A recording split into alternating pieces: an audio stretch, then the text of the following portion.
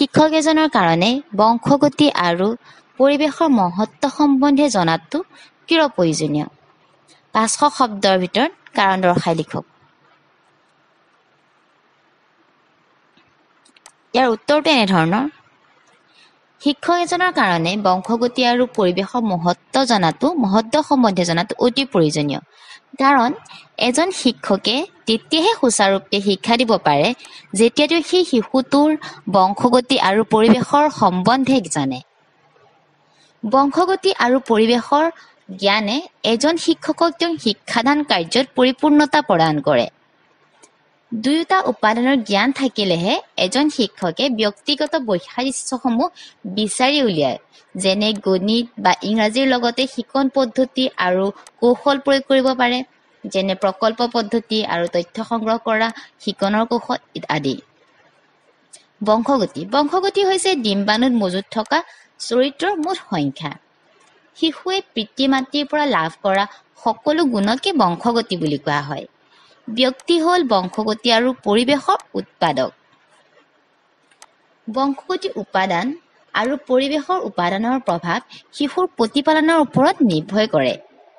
প্ৰত্যেক ক্ৰম'জমত 40ৰ পৰা 100টা জিন থাকে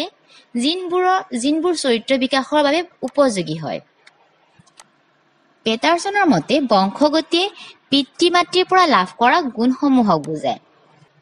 ঠিক তেনেদৰে ডগলছ আৰু অলেণ্ডৰ মতে বংশগতিত গাঁথনি শাৰীৰিক বৈশিষ্ট্য আৰু আন সকলো দক্ষতাক অন্তৰ্ভুক্ত কৰা হয় এইটো স্বাভাৱিক যে বাঘৰ পোৱালি এটা সদায় বাঘেই হ'ব আৰু ই কেতিয়াও হাতী হ'ব নোৱাৰে ঠিক সেইদৰে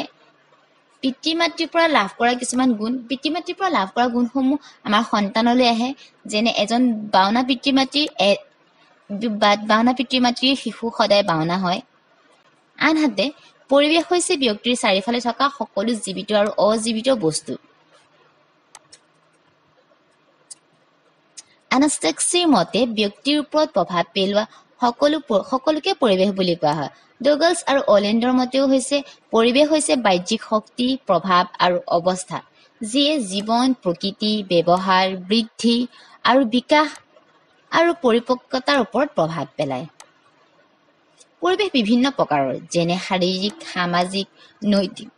অৰ্থনৈতিক ৰাজনৈতিক সাংস্কৃতিক আৰু আৱেগিক শক্তিক সামৰি লয় এই অনুকূল পৰিৱেশে শিশুৰ থলুৱা দক্ষতাসমূহৰ বিকাশ সাধন কৰে মানসিক পৰিৱেশ হ'ল এজন ব্যক্তিৰ মানসিক বিকাশৰ বাবে প্ৰয়োজনীয় বায়ুমণ্ডল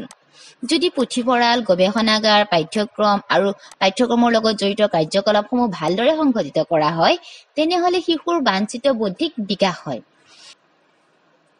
গতিকে শিক্ষকে উন্নত মানসিক পৰিৱেশ কাৰ্যসূচী সংগ্ৰহালয় সংঘ তৰ্ক আলোচনা আদিক উৎসাহিত কৰিব লাগে শিক্ষকে শিক্ষাদান কৰোঁতে বংশগতি আৰু পৰিৱেশৰ মহত্ব সম্বন্ধে জনাটো অতি প্ৰয়োজনীয় আমি কৈ আহিছো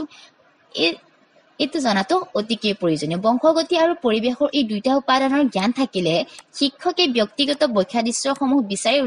উলিয়াই শিশুক প্ৰকৃত দক্ষতা নিৰ্মাণ কৰিব পাৰে শিক্ষকে উন্নত শিক্ষা আৰু উন্নত পৰিৱেশ প্ৰদান কৰিব লাগে কম্পিউটাৰ শিক্ষা আৰু গৱেষণা আৰু পুথিভঁৰালৰ সুবিধা প্ৰদান কৰিব লাগে তেওঁ শিশুৰ দক্ষতা আৰু পৰিৱেশৰ বিষয়ে অধ্যয়ন কৰি বিকাশৰ বাবে প্ৰয়োজনীয় পৰিকল্পনাসমূহ প্ৰস্তুত কৰিব লাগে শিক্ষকৰ বাবে বংশগতি আৰু পৰিৱেশে মানুহৰ বিকাশৰ ওপৰত পেলোৱা প্ৰভাৱ সম্পৰ্কে জনাটো অতি প্ৰয়োজনীয় ইয়াৰ লগত থকা পাৰস্পৰিক সম্পৰ্কয়ো প্ৰভাৱ পেলায় বৈজ্ঞানিক সাফল্য